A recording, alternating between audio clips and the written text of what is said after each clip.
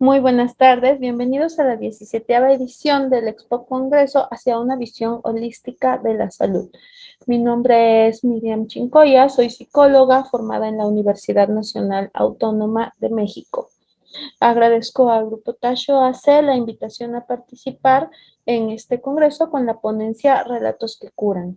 Vamos a estar platicando acerca de la terapia narrativa. Y para entrar un poco en contexto, les voy a platicar un poco acerca de este modelo de terapia, a su historia, cómo surge y posteriormente vamos a pasar a enfocar un poco más el tema a estas cuestiones de la salud holística. Bueno, la terapia narrativa se encuentra enmarcada en un grupo de terapias a las que llamamos posmodernas. Y seguramente ustedes han escuchado este término de posmoderno mucho últimamente. Y para entender más o menos cuáles son las terapias posmodernas o por qué son posmodernas y qué es posmoderno, vamos a platicar acerca de la fundación de este modelo de terapia. Los fundadores son Michael White y David Epson. Uno era trabajador social y David Epson era antropólogo. Bueno, ellos comenzaron a desarrollar esta terapia narrativa. Sin embargo, antes de ellos debemos remontarnos a los trabajos de Gregory Bateson, Maturana y Varela. Ellos apuntaban a que el individuo nunca está solo, sino pertenece a sistema, aunque pareciera las terapias sistémicas. Es decir, ya no atendíamos únicamente las conductas, etcétera. Todas las variables que afectaban propiciativas. Estas terapias sistema familiar, en donde se atendía a algún miembro del sistema familiar para solucionar determinadas. Más personas se integraban a la terapia, se hacía más corta la terapia breve. Tiene la separadas a partir de sus narraciones, están muy integradas con su problema. La terapia narrativa pretende separar el problema de la persona y sus compromisos y actitudes que pueden ayudar a reducir la influencia negativa del terapeuta narrativo. Se va a valer de los recursos de la persona como individuo. Yo tengo que ver qué es lo que mi paciente más distintos modelos de un modelo basado en el pasado, en donde nosotros hablamos acerca del pasado y en el pasado vamos a buscar causas y motivaciones del motivo de consulta. Tenemos terapias basadas en el presente, en donde nos vamos a concentrar en la sintomatología que en este momento ocurre en nuestro paciente, y tenemos también terapias basadas en el futuro, en las posibilidades. La terapia narrativa se enmarca dentro de estas dos últimas, el presente y el futuro. Comenzamos trabajando con el presente y luego vamos a trasladarnos también al futuro. Por supuesto que existe la evocación hacia el pasado y demás, pero del pasado nos interesa cómo ocurre en este momento la narración de los sucesos que fueron definitorios para nuestro paciente. Entonces, les decía que la terapia narrativa es una terapia posmoderna. De la posmodernidad, la terapia narrativa toma sobre todo dos presunciones. Hay diferentes maneras de explicar una misma explicación válida. Los ejes rectores, pero van a ver por qué no lo es tanto. Las experiencias de las personas son vividas como relatos. A través de estos relatos, el individuo va a interpretar sus actos y les va a atribuir un significado. Estos relatos tienen muchas interpretaciones y se construyen estas interpretaciones según un contexto específico. Por ejemplo, y tomando un tema que anda muy en boga últimamente, el relato de la conquista. La conquista no es un hecho que esté sucediendo en este momento, es un hecho del pasado, de hace muchos, muchos años. México tiene un relato consensuado, una realidad que se ha construido por consenso, a guisa de repetirnosla, a guisa de quedar todos de acuerdo en esto. Antropólogos, historiadores, sociólogos, maestros y alumnos que aprenden este relato, estamos de acuerdo en que sucedió de cierta forma. Y es un relato acerca de genocidio, acerca de saqueo y demás. Si nosotros preguntamos del otro lado del mar, el relato es totalmente distinto. Ellos hablan acerca de una historia civilizatoria, de una historia en la que ellos vienen a traer civilización, progreso, cultura, religión, idioma, etcétera, ¿no? Asumiendo que aquí no había progreso, cultura, religión, idioma y etcétera. Bueno, son dos formas de narrar un mismo hecho. El hecho hace mucho que dejó de existir. Lo que en el presente existe es el relato y nosotros evocamos y revivimos el hecho a partir del relato. ¿Qué sucede entonces cuando hay dos relatos acerca de una misma cosa? Que tenemos memorias distintas de algo que ya ocurrió. En este caso no nos pasó personalmente, pero tenemos memoria de la conquista o tenemos memoria del proceso civilizatorio de los españoles hacia los pueblos originarios de Mesoamérica. Bueno, cada relato va a crear sentimientos diferentes. En nosotros, un relato que habla de genocidio y saqueo va a crear un sentimiento, una emoción y pensamientos y conductas muy distintas que un relato que habla sobre civilización y cultura. Entonces, mientras nosotros nos sentiremos víctimas y ofendidos y saqueados, ellos se sentirán como civilizadores, orgullosos y demás. ¿Por qué? Porque el relato es distinto. Si a nosotros nos hubieran enseñado el relato como se los enseñan a ellos y ellos hubieran aprendido el relato como lo construimos nosotros, los sentimientos que provocarían de uno y otro lado son totalmente distintos. Ellos se sentirían quizás avergonzados de las acciones de sus antepasados, porque no son suyas, son de sus antepasados, y nosotros nos sentiríamos quizás agradecidos de haber sido civilizados. Uh-huh. Todo depende de qué relato te cuenten. De la misma forma, la forma en que nos relatamos los hechos de nuestra vida va a condicionar nuestros pensamientos, acciones, las consideraciones y definiciones que hacemos de nosotros mismos. Les platico, por ejemplo, un caso hipotético. Una paciente llega con una historia de abuso sexual en la infancia. Les recuerdo que en México un porcentaje altísimo de mujeres, de niñas, van a ser abusadas en la infancia, han sido abusadas en la infancia. Bueno, y la paciente llega con cualquier sintomatología, podría ser con insomnio, con ataques de pánico, podría ser con ansiedad severa, bueno, y la paciente va a referir, yo sufrí un abuso sexual durante la infancia o una violación durante la infancia y desde entonces yo he tenido miedo, desde entonces yo me siento víctima, me siento desprotegida, yo soy una persona que no se puede relacionar, yo soy una persona que no confía en los demás y un largo etcétera. Cuando uno trabaja con personas víctimas de la violencia sexual, esto es muy delicado. Por supuesto que uno se tiene que concentrar en muchos puntos, pero uno de ellos es la narración. ¿Ok? ¿De qué forma realmente este suceso del pasado está influyendo en su vida? ¿Qué queda del proceso del pasado? ¿Qué queda de ese hecho que sucedió en el presente realmente? El hecho ya no existe, hace mucho que ya no existe. Lo que existe en este momento es el relato. ¿Cómo ese relato está definiendo a esta persona? Lo puedes narrar así, pero también puedes decir, yo fui víctima de un relato, perdón, yo fui víctima de un abuso sexual durante la infancia y he sobrevivido. Y me ha costado mucho trabajo, pero he intentado relacionarme. Aún hay cosas que me cuestan y a veces no confío. Pero aún así, yo tengo hijos, aún así, yo he establecido relaciones con parejas, aún así, etcétera, etcétera, etcétera. Hay dos formas de enfocar este relato y cada forma va a propiciar sentimientos, definiciones, emociones, autoconcepto, etcétera, muy distinto uno del otro. Y esa es la premisa en la que se basa la terapia narrativa.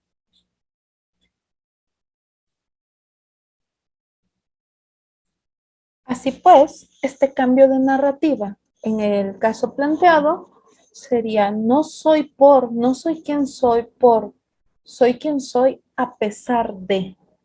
Y este cambio va a crear cambios también en cómo esta persona se define y se siente consigo misma.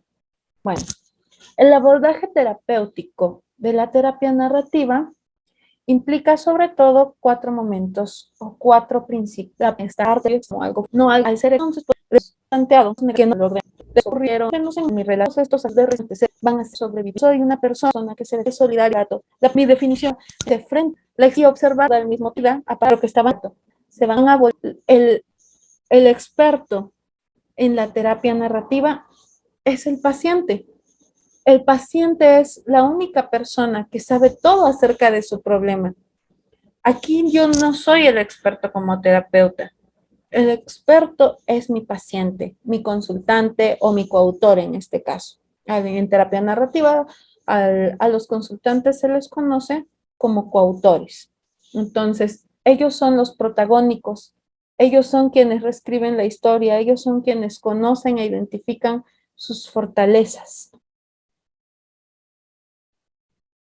Sabemos que la evocación de los sucesos traumáticos, la evocación de los sucesos difíciles de nuestra vida es muy compleja. Existen focos de atención que se magnifican, existen también cosas que se reprimen y no recordamos. Una terapia centrada en el pasado, por ejemplo, podría sugerir recurrir incluso a la hipnosis a fin de recordar a detalle qué es lo que sucedió en el suceso traumático y tratarlo y procesarlo.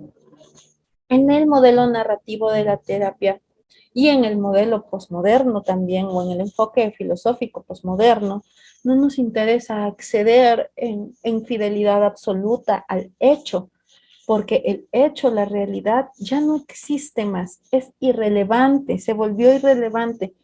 ¿Qué haya sucedido en detalle y en la realidad es inaccesible, es imposible? Entonces, la hipnosis querida habla en protagonismo, vamos a interpelar y a reformular el relato inicial de nuestro consultante, de nuestro paciente, por decirlo de forma común, o de nuestro coautor de estos relatos. Cuando decimos que no pretendemos acceder a la realidad del hecho traumático como tal, nos estamos separando mucho del pensamiento lógico-científico. Vamos a hacer dos distinciones entre el pensamiento, mientras que el primero sirve para aportar veracidad a las cosas a partir de una serie de argumentos, de pruebas, de evidencias fiables, tangibles, medibles. El pensamiento narrativo no, el pensamiento narrativo va a situar los sucesos, con ellos va a crear una historia, pero la historia es creada, construida, vamos, está en un segundo orden, no en la realidad tangible. Es decir, el entorno y las narraciones tratan sobre todo de las particularidades de la experiencia concreta, los puntos de vista cambiantes. Y, por ejemplo, sucedió así, el suceso traumático, porque en ese momento, en ese lugar, era lo que yo podía hacer. En ese momento y en ese lugar era lo que yo sabía, porque yo era pequeña, porque yo no sabía muchas cosas. Entonces, sucede en ese contexto y no me va a volver a suceder así porque ya soy otra persona, estoy en otro momento y estoy en otro lugar. La narración nos permite eso. Hablábamos acerca de que es el paciente el que es experto en sus propios problemas. En ese sentido, ¿qué hace el terapeuta narrativo? ¿Qué hace el terapeuta que enfoca la terapia desde los aspectos narrativos? Bueno, primeramente se mantiene curioso, eso es muy importante. Debemos estar genuinamente interesados en el relato de la persona, si no lo vamos a coartar, si no vamos a hacer diatrogenias ahí medio extrañas. También le ayudamos a la persona a explorar los aspectos de fortaleza, cómo sobreviviste, cómo lo resolviste, ¿qué clase de persona sobrevive y resuelve algo de esta magnitud? Pero yo no le voy a decir, eres una persona fuerte porque lo resolviste. No, no, no. Ella tiene que construir eso. Esa persona tiene que llegar a la conclusión sola, tiene que construir su propio concepto de lo que es una persona fuerte y resiliente y ver cómo ella misma se identifica con ese concepto. Si lo impongo yo, si yo le digo, las personas fuertes son así, y por este y este y este aspecto, tú eres una persona fuerte, no es la misma interiorización. Entonces, lo vamos a hacer a partir de la pregunta, lo vamos a decirlo así. ¿Cómo lo resolviste? ¿Qué fortalezas necesitaste para resolverlo? Y luego, ¿cómo lo has hecho desde entonces? ¿Y cuántos logros has tenido desde entonces? ¿Qué clase de persona hace esto? Y el paciente, el consultante, el coautor, va a construir solo su concepto de fortaleza y un concepto de fortaleza en el que él se identifica plenamente, en el que él es protagónico. Acá no hay un terapeuta experto que te dice cómo vas a estos cambios necesitamos hacer. Aquí hay una persona que te ayuda a deconstruir tu historia primeramente y luego a construirla de nuevo. Y no con base en ficciones, no con base en adulaciones falsas, no, sino a partir de lo que tú mismo evocas de ti, a partir de lo que tú mismo conoces de ti. Entonces, cuando tú tengas que volver a narrar esta situación, cuando tú tengas que volver a evocar tus fortalezas, las vas a encontrar ahí, porque esas fortalezas salieron de ti. No te dijeron, tienes que ser más honesto, tienes que ser más cumplido, tienes que ser más puntual, tienes que dejar de procrastinar. No vamos a trabajar con base en lo que te falta, con base en lo que no tienes, sino con base en tus verdaderas fortalezas y en cómo utilizarlas en distintos contextos y situaciones.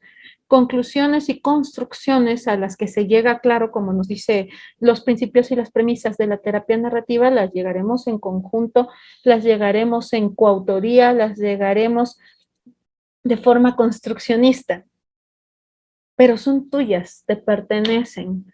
Es tu relato de tu vida, es el relato en el que tú ya no vas a narrar únicamente los aspectos dolorosos, sino tus aspectos de supervivencia. Y de esta forma, la terapia narrativa puede abordar prácticamente cualquier problema. No existe una panacea en ninguna ciencia, en ninguna disciplina. Hay algo que sirva para todos. Las virtudes de los modelos postmodernos es que son trajes hechos a medida. Ningún relato es igual a otro, ninguna persona tiene las mismas fortalezas que otra, ninguno necesita lo mismo que necesita el otro. Uh-huh. Y esto solo puede partir de la construcción de nuestras cogniciones a través del lenguaje, de redefinir aquello que considerábamos rígido, de explorar que existen otras verdades y otra forma de narrar y otros filtros a través del cual ver la realidad. Cuando una persona sufre un suceso traumático severo, o ha sido convencida de que es cierto tipo de persona, todos los sucesos de su vida, todos los conocimientos, todas las narraciones que construye, van a pasar por ese filtro, van a pasar por el filtro de tú eres una persona triste y entonces todo lo voy a filtrar a partir de la tristeza. Tú eres una persona difícil y lo voy a filtrar todo a partir de las dificultades. Y es una construcción lingüística que entró a nosotros a partir del lenguaje. Entonces vamos a cambiar estas formas de autodefinirnos y vamos a construir una historia totalmente diferente. ¿Por qué es holístico? ¿Por qué tiene que ver con la salud? Pues primeramente porque la salud mental, la emocionalidad está en la cumbre del control de muchas funciones corporales. Ustedes saben que nos estresamos, segregamos ácidos, creamos contracturas musculares, etcétera, etcétera, ¿no? Cuando resolvemos, cuando estamos contentos, cuando estamos felices, no solamente no vamos a estar generando dificultades físicas, sino que vamos a ser capaces de un mejor autocuidado. Ustedes saben que la salud no es únicamente la ausencia de enfermedad, es una condición de bienestar que además implica el entorno en el que vivimos. Cuando nosotros tenemos resueltas estas cosas, cuando nosotros tenemos un relato saludable acerca de nosotros mismos, vamos a poder generar un mejor autocuidado, porque nos vamos a sentir capaces de hacerlo, porque vamos a decir, yo soy una persona limpia, yo soy una persona ordenada, yo soy una persona que en mi relato me he construido de esta forma y voy a responder a ese relato. Es por eso también que tenemos que tener mucho cuidado con el uso de las etiquetas que nos vamos asignando en la vida y que le asignamos a los demás. Hemos escuchado, por ejemplo, n número de veces decir que este niño es hiperactivo. Bueno, hiperactivo es una condición del neurodesarrollo que es muy difícil de diagnosticar, pero la mamá, la maestra y la vecina dicen que es hiperactivo. Entonces, el niño empieza a creer en ese relato. El niño empieza a actuar en correspondencia con esa etiqueta.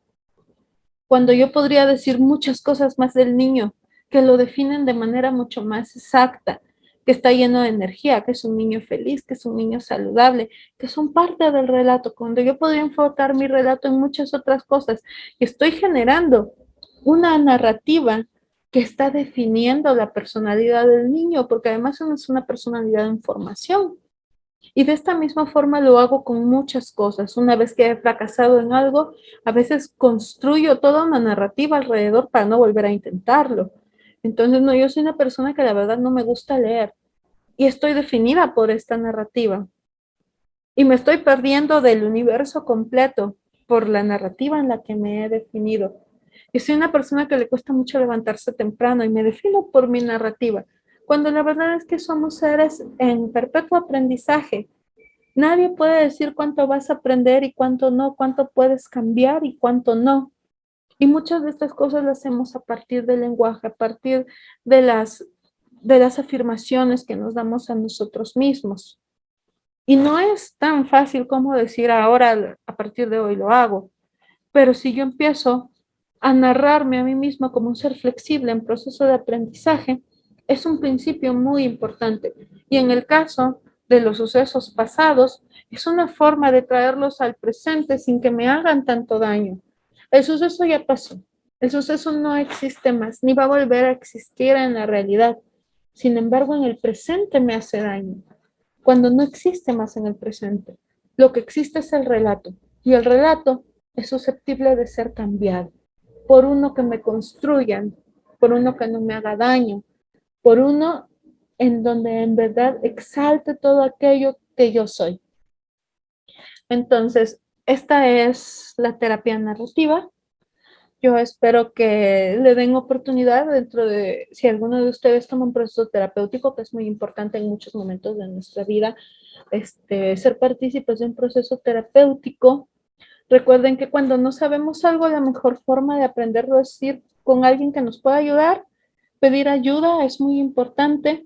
Vivimos en momentos muy difíciles debido no solo a la pandemia, a la economía, a nuevas concepciones de la salud, además, a nuevas formas de vivir la salud y la enfermedad en este momento.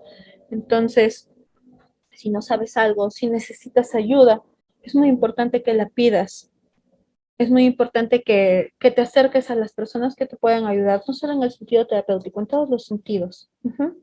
Pero si participas de un proceso terapéutico, yo te invito a que le des la oportunidad a este tipo de terapia que está muy bien fundamentado, que está además muy bien documentado, investigado y cuyos resultados son muy evidenciables.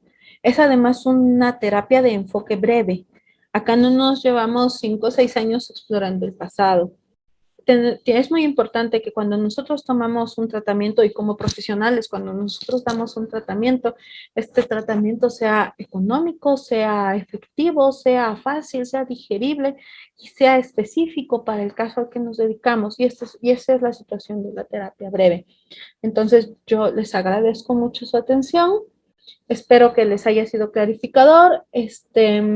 Si ustedes gustan saber más del tema o necesitan cualquier cosa, pueden comunicarse a mi correo electrónico que es chincoya000@hotmail.com y estamos para servirles y muchas gracias por su atención.